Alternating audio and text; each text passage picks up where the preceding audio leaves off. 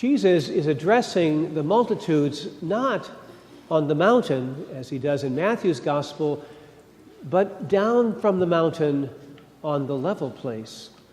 And it's helpful to notice who is listening to Jesus. People from all Judea, Jerusalem, and the coast of Tyre and Sidon. Now, Tyre and Sidon are among the enemies who threaten the existence of the nation. So when you include Tyre and Sidon in the audience, you're making the point that the level place of the kingdom will always include our enemies. So love your enemies. Now, the word here for love in Greek is agape. It does not mean romantic love, liking, or even friendship. What it does mean is wholehearted, unreserved, unconditional desire for the well-being of the other. Nothing is held back. There is only total desiring of the well-being of the other for their own good. Now, this does not mean that you must like the other. You might oppose some of their behaviors. You might speak against some of what they stand for. But if you agape your enemies, the way you express your dislike and opposition will always also express your total desiring of their well-being. Jesus, in fact, gives 3 suggestions on how to agape our enemies. Do good to those who hate you, bless those who curse you, pray for those who abuse you. If anyone strikes you on the cheek, offer also the other. Again, we should pay attention to who is listening. Jesus' listeners are not those who strike, but instead, they're victims if anyone strikes you. Now, normally, in the time of Jesus, just like it is in our time, if you strike somebody on the street, you're likely to be brought up with charges against you. But a backhanded slap was the normal way of admonishing inferiors. These were people who suffered dehumanizing treatment by an occupying power. So why then does Jesus counsel these already humiliated people to turn the other cheek? He does so because the action robs the oppressor of the power to humiliate. The person who turns the other cheek is, in effect, saying, try again. Your first blow failed to achieve its intended effect. I deny you the power to humiliate me. I am a human being just as you are, but your status does not alter that fact. You cannot demean me. Of course, this turning of the other cheek is an extraordinarily dangerous thing to do. It is not passive, and it may lead to terrible revenge. The cross was the price Jesus paid for living in the world. Reality always has a cruciform pattern. Jesus was crucified between 2 thieves, between heaven and earth, inside of both humanity and divinity, holding together all the primary opposites. In Luke's gospel, it was the crucified Jesus who spoke from the cross, "Father, forgive them, for they do not know what they are doing." It was on the cross in Luke's gospel that one of the criminals said to him, "Jesus, remember me when you come into your kingdom."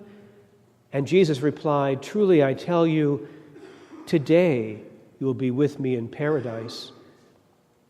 In Luke's passion, after questioning Jesus, Herod sent him back to Pilate.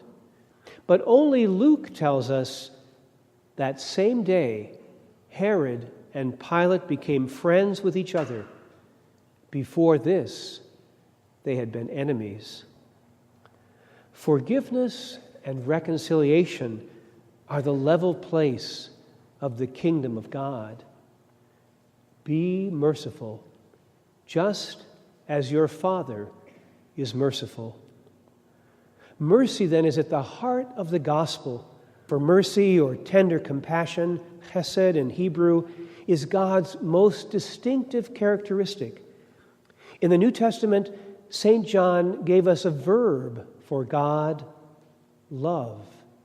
And St. Augustine reminds us that we are, by our very nature, ordered to God.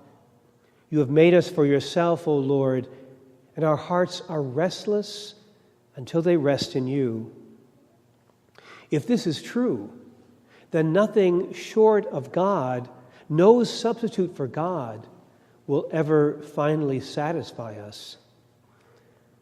Since God, though, is tender mercy, having God is tantamount to exercising compassion, being merciful ourselves. Notice the dynamic. Do not judge, and you will not be judged. Do not condemn, and you will not be condemned. Forgive, and you will be forgiven. Give, and it will be given to you. The measure you give will be the measure you get back. So according to the physics of the spiritual order, the more one draws on the divine life, the more one receives that life, precisely because it is a gift and is properly infinite. But God's life is had, as it were, on the fly. When one receives it as a gift, we must give it away, since it only exists in gift form. And when we give it away, we will find more of it flooding into our heart.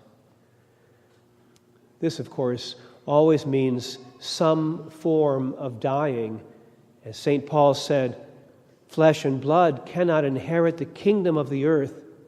We must let go of the ways of the earth, the dust to which we cling, in order to receive the life-giving Spirit and bear the image of the one of heaven. You know, there's an old joke that people tell against others. You know, a person dies and goes to heaven and is surprised to see walls up there and there are people behind the walls. And we ask, well, who are those people behind the wall? And it turns out that's where such and such live because they think they're the only ones here. But maybe it's the other way around. Jesus is offering us happiness, inviting us to live fully alive as children of the Most High. But our fears keep us locked inside the walls we construct to keep our enemies out.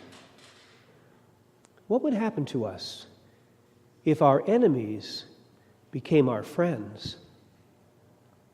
Father, forgive them. Jesus, remember me. That same day, Herod and Pilate became friends. Jesus Christ is the visible face of the Father's mercy. Despite the locked doors, God's grace pursues us, pulling bricks out of our walls here and there until we can finally let the whole thing fall down.